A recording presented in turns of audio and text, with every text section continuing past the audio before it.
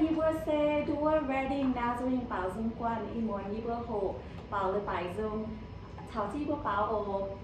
tí dung hiểu tao tao nhà ham mà bùa ham tao nhà hai những bé thay bữa bảo mà anh tin tham ô theo tin không thấy phụ bên bùa thấy bữa mạng như bên nhà ban che nó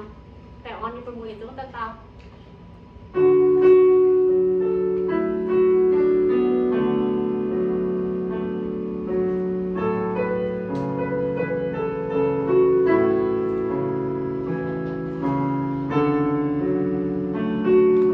Hãy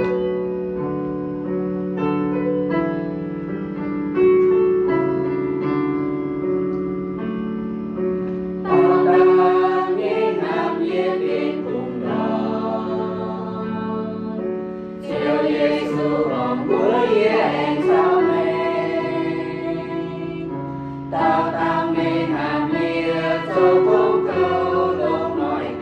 Ghiền Mì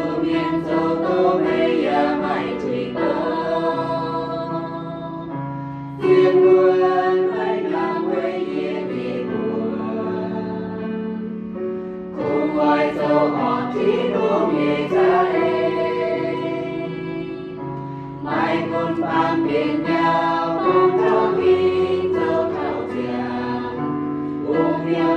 hấp dẫn